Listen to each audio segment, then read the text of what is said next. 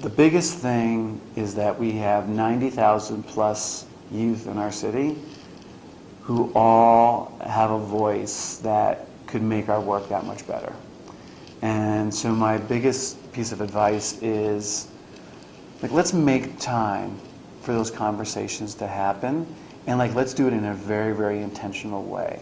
Like, I mean, one of the things most successful teachers practice is, like, occasionally they'll ask their students kind of how things are going and, you know, what kind of support they need and things like that, about academic stuff.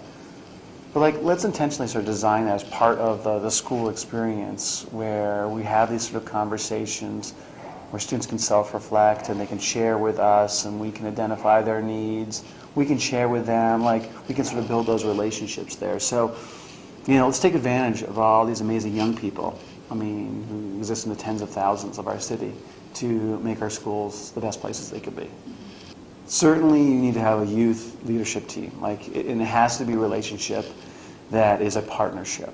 And because even like a mentor-mentee relationship, or you know, apprentice type of relationship, or intern, like, I still think there's a power, you know, thing that sort of exists there.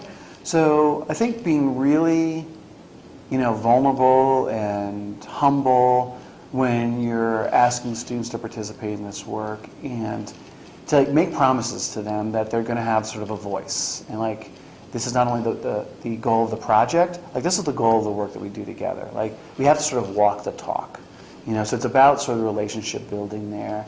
And, you know, some of the best practices were, you know, I just did a lot of listening, you know, and we ate a lot of food together, you know. So it was really informal type of settings, and like, it was frequent and consistent as well. Like, we always got together at least once a week, you know, if not more.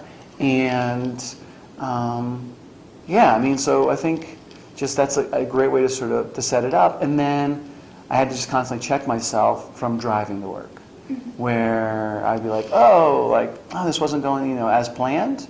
But I was like, that's fine. Like, I'm going to sort of live with that, and I'm certainly not going to judge the students that I'm working with. I mean, because these are all skills that they're being just newly introduced to, you know, in many, many ways there. So, but it's all about sort of the relationship and the humility, you know. And I mean, I almost hesitate to use the word empowerment, because empowerment sort of says it's like I'm giving them the power, but I don't even want it to be that. I mean, because that's a power dynamic even in itself there.